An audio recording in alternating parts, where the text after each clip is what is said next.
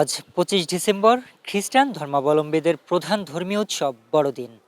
দিনটিকে কেন্দ্র করে সারা বিশ্বের ন্যায় বাংলাদেশের প্রতিটি গির্জায় উদযাপিত হচ্ছে ক্রিসমাস ডে।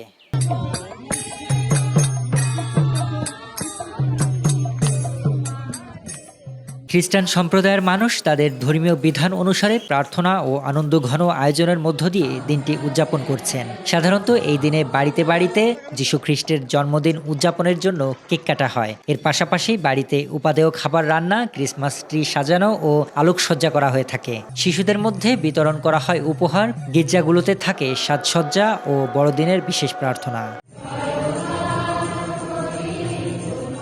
বড়দিন উপলক্ষে রাষ্ট্রপতি মোহাম্মদ শাহাবুদ্দিন ও প্রধান উপদেষ্টা অধ্যাপক ডক্টর মোহাম্মদ ইউনুস পৃথক বাণী দিয়েছেন। বাণীতে তারা খ্রিস্টান ধর্মাবলম্বীদের তাদের বৃহত্তম ধর্মীয় উৎসবে আন্তরিক শুভেচ্ছা ও অভিনন্দন জানিয়েছেন।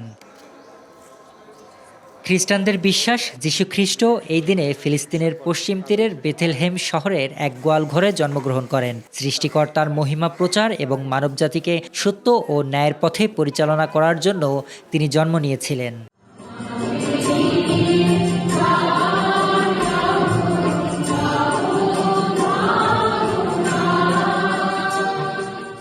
গির্জার পুরোহিত ফাদাররা জানান, যিশু সবসময় প্রান্তিক মানুষের সামাজিক ও মানবিক মর্যাদা প্রতিষ্ঠার জন্য কাজ করে গেছেন।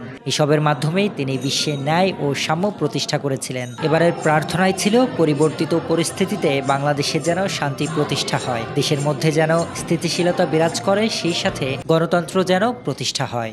আমরা এই বছর বড়দিনের সময় আমরা প্রার্থনা করেছি, যিশু যেমন এই পৃথিবীতে এসেছিলেন মানুষকে পরিত্রাণ দিতে, মুক্তি দিতে, যেন আমাদের দেশের যে অবস্থা, এই অবস্থা থেকে মানুষ মুক্তি পায়, যেন পরিত্রাণ পায় এবং যেন তারা সুখে, শান্তিতে, আনন্দে, মিলনে, ভালোবাসায় এক হয়ে চলতে পারে।